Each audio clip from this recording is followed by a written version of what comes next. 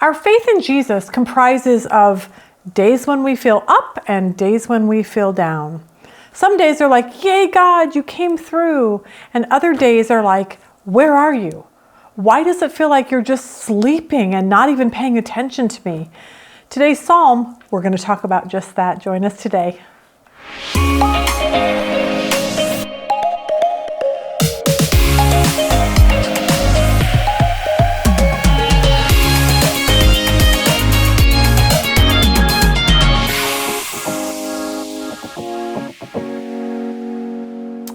All right, good morning. Welcome to our Psalm series. Glad you are joining us like always.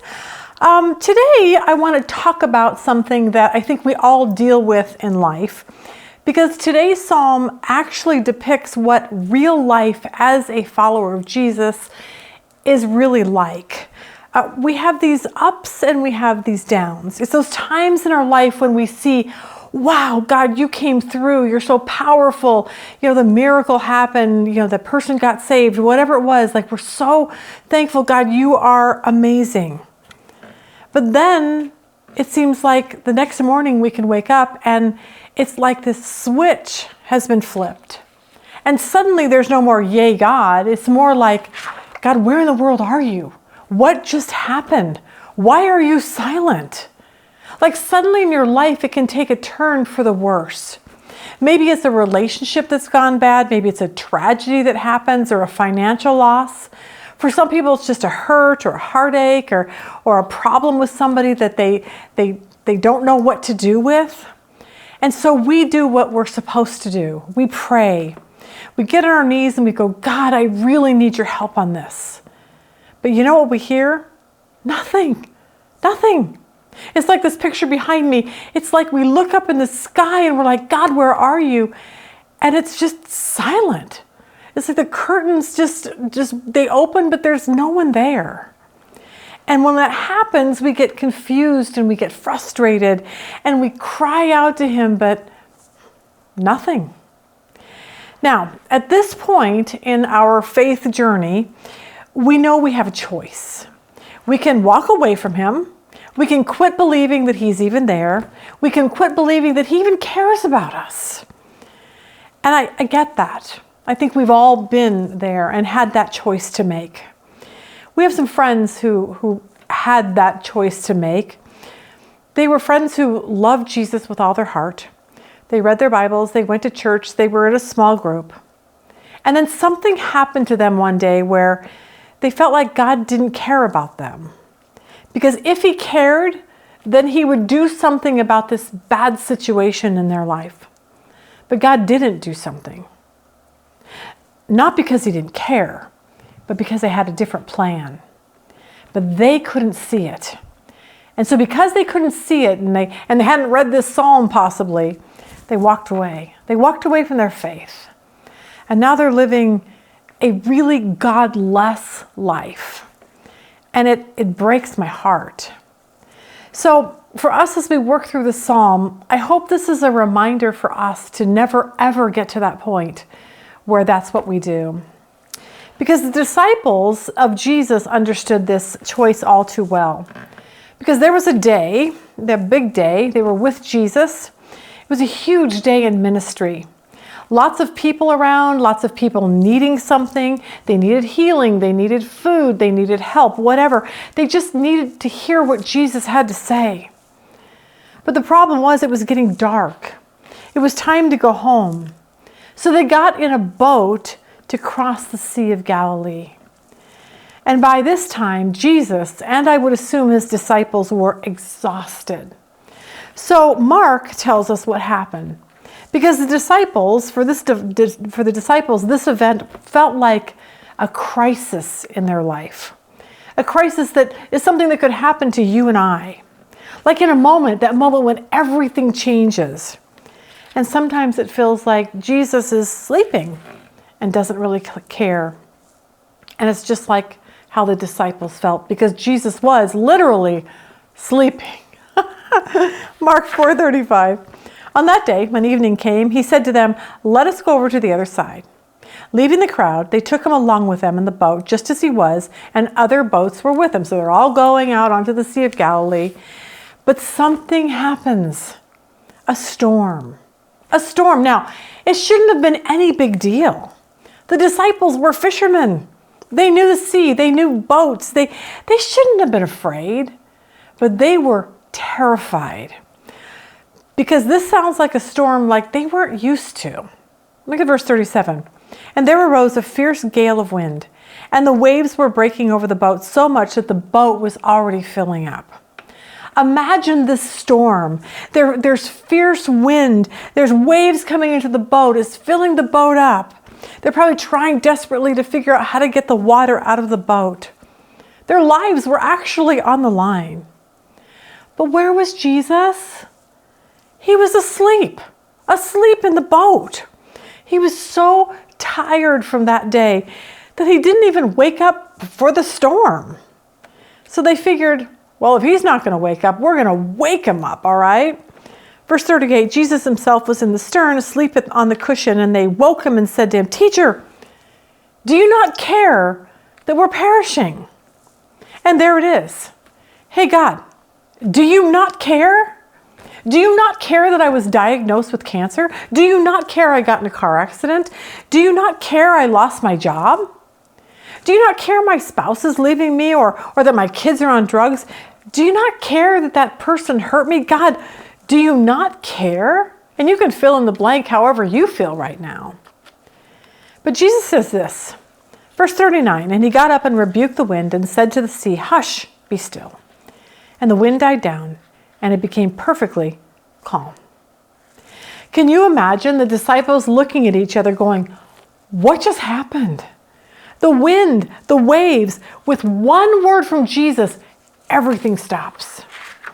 And what they realized was this, he did care. He did. And he looks at them and says in verse 40, he says to them, why are you afraid? How is it that you have no faith? Because think about it, they shouldn't have been afraid. They should have been like, you know what? I don't know, Jesus in the boat, he'll take care of it. They were terrified. Why were they afraid? They shouldn't have been, because why? They've just seen Jesus, what he could do. They just got off the land where he healed the blind people and he raises people from the dead and the lame men now walk and he casts out demons. Like they were with him. They knew he could do anything. Why were they afraid? But suddenly, they weren't even afraid of the storm anymore. They were afraid of something else. Look at verse 41. They became much afraid and said to one another, who then is this that even the wind and the sea obey him? They were not only terrified, but they were amazed because suddenly they saw Jesus had the power of God because he was God, but they're still very, very confused at this particular time. So for them it was, yay God, came through with a miracle. But then there would be a time, just like you and I, when we have the up times, the down times, there would be a time in the near future when heaven would be silent. Jesus, the man who calmed the raging storm, told the wind to stop, would be hanging on a cross, bloodied, whipped, nails through his hands and his feet. And the disciples would be like, where's the miracle? Can't he, with one word, just like he did with the storm, wipe out all of these people who are doing this to him? They probably knew he could, but why wasn't he? Maybe he wasn't as powerful as they thought. Maybe he was just waiting until the last minute and then he would jump off the cross. But he didn't. He died. He was put in a tomb, dead. Imagine how confused they were. So bringing that to Psalms, I think that's how the writer in today's Psalms must have felt. Confused, abandoned, and fearful. Which is what we think the disciples probably felt too. So what did the disciples do? Did they hang in there? Nope. The majority of them ran for their lives. So the question is, what will we do when we're frustrated and confused at God's silence? Are we going to walk away from our faith? Or are we going to stand firm knowing that there is something in this picture, this God picture that we just aren't seeing at the moment. John Mark Hicks lost his first wife and his son. And he wrote a book that helped him in his grief. It was called Yet Will I Trust Him, Understanding God in a Suffering World. Here is a portion of what he says. He said, we are caught between the not yet of fallenness and the already of the end of the world. This tension means that Christians live in two worlds. We live in the futility of suffering, death, mourning, and pain, but we also live in the Spirit who gives us hope, peace, and comfort. It's like we live in this, like we're not there yet. We have to live in this, we're already here, and there's just these two places that we have to deal with. He says, we're oppressed by the world's fallenness, but we are liberated and renewed by the indwelling Spirit of God. This tension creates the situation where Christians must wait for something they already partially possess. Christians wait for the end of this world with a hope that overcomes the futility and fallenness. Hopefully we can do what John Mark Hicks did and what the psalmist does, which is this in verse 17 in the psalm we're going to read today, Psalm 44:17. The psalmist writes this, all this has come upon us, but we have not forgotten you. That's my hope and prayer for you and me today for this. So with that background, hopefully you can start seeing or feeling what this psalmist feels like. Something bad has happened. Now, we don't know what it is. Sounds like it is possibly a national crisis. Maybe their land was being invaded. And God isn't doing anything. And he's very, very silent. And people are dying all around him. And so the psalmist starts out on a positive note. Look at Psalm 44:1. For the choir director, a maskil of the sons of Korah. So one of the sons of Korah wrote this. He says, O God, we have heard with our ears. Our fathers have told us the work that you did in their days, in the days of old. You, with your own hand, drove out the nations. Then you planted them. You afflicted the peoples. Then you spread them abroad. He's saying, look, we've heard how powerful. It's like we have the New Testament. We're like, we heard that you calm storms and raise the dead and heal blind people. Like we've heard that. And the psalmist starts out with that preface. We have heard. We know that we're in the land of Israel because you, God, are so big and powerful and you pushed everyone out. We know that. And I love that. I've been reading a lot of biographies at nighttime about missionaries in other countries. I read them before I go to bed. So I'm falling asleep, I can recount how amazing God really is. And how I can trust him to do things in my life when I read about these missionaries who have nothing and yet God comes through for them. And what happens is these stories build my faith. How God uses tragedy for good. How God miraculously comes through. How God saves people that have the hardest heart. I was reading something yesterday about the whole Elizabeth Elliot story and how when Jim Elliot was murdered basically by the Indians, she wrote that in this little portion that she was sitting where the Indians were that had basically killed her husband, and she was sitting there and she was with her 3-year-old daughter at the time, 3 years before her husband had been murdered. But here she was sitting with the man who actually murdered her husband. And he was playing with her daughter and because he'd given his life to Jesus. And there was something about that reminded me that God can do anything. He can save anyone. But I thought about this verse, I have heard. And it was just a reminder that as Christians, we should actually be reading biographies of Christians maybe who came before us so that we can see what God did in their lives. Because when we do that, we can say, you know what? I heard God did that. And that encourages us to keep going when things get difficult in our lives. So the author of the psalm says this, I have heard the stories about my forefathers. Verse 3 he says, for by their own sword they did not possess the land, and their own arm did not save them, but your right hand and your arm in the light of your presence, for you favored them. The psalmist is reminded God did this. We couldn't, but God is so powerful that he did. And then in verse 4, the psalmist says, you are my king, O God. Command victories for Jacob. And then he makes what he heard, and then he makes it personal. He says in verse 5, through you, we will push back our adversaries. Through your name, we will trample down those who rise up against us. See, it's taking what he heard from before, and now he's making it a part of his life. This is what's going on. For I will not trust in my bow, he says in verse 6, nor will my sword save me. But you have saved us from our adversaries, and you have put to shame those who hate us. In God we have boasted all day long, and we will give thanks to your name forever. Selah. The psalmist is admitting that God has come through for him over and over. That he didn't need to trust his relationships or his money or his emotions, or he only just needed to trust that God was big enough to do something. But then, in the middle of this psalm, it's like something just switched. And it's that moment when we're like, yay, God, but then the next day tragedy strikes.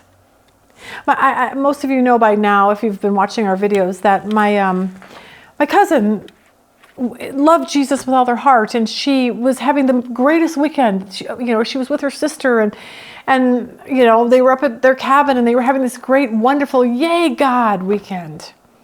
And as they're driving home, a drunk driver comes around the corner and hits him head on and kills my cousin. And it's like, that's how fast things can change in our life. From yay God to what just happened. And we need to be prepared for those days. Verse 9, he says, yet you have rejected us and brought us to dishonor, and do not go out with our armies. It's that moment like, God, what just happened? Like suddenly, I feel like you've rejected us. You're not even with us anymore. You're not even there. You're not there. You didn't help that, my cousin. Like, why didn't you help with the drunk driver to go off the side of the road instead of hitting them head on? Like, what is that? And suddenly you began to feel really alone in this world. Verse 10 says this, you cause us to turn back from the adversary, and those who hate us have taken spoil for themselves. Looks like the bad guys are winning. You give us as sheep to be eaten and have scattered us among the nations. You sell your people cheaply and have not profited by their sale. You make us a reproach to our neighbors, a scoffing and a derision to those around us. You make us a byword among the nations, a laughingstock among the peoples. All day long my dishonor is before me, and my humiliation has overwhelmed me, because of the voice of him who reproaches and reviles, because of the presence of the enemy and the avenger. It's like, God, my whole entire world has fallen apart. Where in the world are you? Now, there were a few times in the Bible when this was going on. God was disciplining the nation of Israel. That could have been a reason why this psalm was written. We don't really know. We know that the Assyrians came in and invaded the 10 tribes of Israel, hauled them away, never to be seen again. We know the Babylonians invaded Judah, hauled away the Israelites for 70 years to our modern day Iraq, Babylon. And if you lived in those days, you would say the same thing. How in the world could you let this happen to us? We are your people. We're being humiliated here, laughed at, because we trusted you, and guess what? You didn't come through for us. And we've all been there. Yep. Praying for that person's healing, God's going to come through, but then that person dies. Yep, praying for my marriage to be saved. I believe God will do that, and yet, my spouse divorces me and marries someone else. And we get this. But God, we really believed in you. But now we just look stupid, okay? But I love what is said next. We don't get it. We don't like it. But we will trust you until the end, no matter what happens. That is the point we need to get to. Verse 17 says this, all this has come upon us, but we have not forgotten you. And we have not dealt falsely with your covenant. Our heart has not turned back, and our steps have not deviated from your way. And that is the point we want to get to. He says, we haven't forgotten you, God. And then he kind of yells at God at the same time. Because he gets it. I'm not going to walk away from you, but I'm kind of still mad at you. In verse 19, he says, yet you have crushed us in a place of jackals and covered us with the shadow of death. If we had forgotten the name of our God or extended our hand to a strange God, would not God find this out? For he knows the secrets of our heart. But for your sake, we're killed all day long. We're considered as sheep to be slaughtered. The psalmist is like, what is wrong with you, God? We're dying here. We haven't walked away from you. We're not following other gods. We're doing the right thing. What is going on? Why aren't you helping? And then he asks a question that I think all of us ask in times of trouble. Verse 23, he says, arouse yourself. Why do you sleep, O Lord? Like, that's why I put this picture behind us. It's like nighttime, the moon's out. You're opening the curtain saying, God, like literally, where are you? What's wrong with you? Arouse yourself. Are you sleeping up there? Like, what's going on? He says, arouse yourself. Why do you sleep, O Lord? Awake, do not reject us forever. Why do you hide your face and forget our affliction and our oppression? For our soul has sunk down into the dust. Our body cleaves to the earth. Rise up, be our help, and redeem us for the sake of your loving kindness. And what we see in the end of this psalm is hope. God, we know you love us. We know you can do something about this bad situation. We know you can redeem the situation. But in that moment, they felt that God was silent and he had abandoned them. But instead, even though they felt that way, they continued on in their faith. And they trusted that God had a reason, even though they couldn't fathom what that could be at the moment. For those of you that feel like God has abandoned you, this is a reminder in this Psalms that he hasn't. Because if this were written with, about the Babylonian invasion, the Israelites were hauled away for 70 years. God disciplined the Israelites for walking away from him. But we also know the rest of the story, that God brought them back. He restored them back into their homeland eventually. So whatever you're dealing with, don't walk away from your faith because you're confused, because God is silent. Persevere through the difficult times until God shines a light on what he's actually doing. Because never forget that Romans 8:28 reminds us that all things, tragedy, heartache, divorce, all of those things, that God can work together for good. Hope that helps. Hang in there.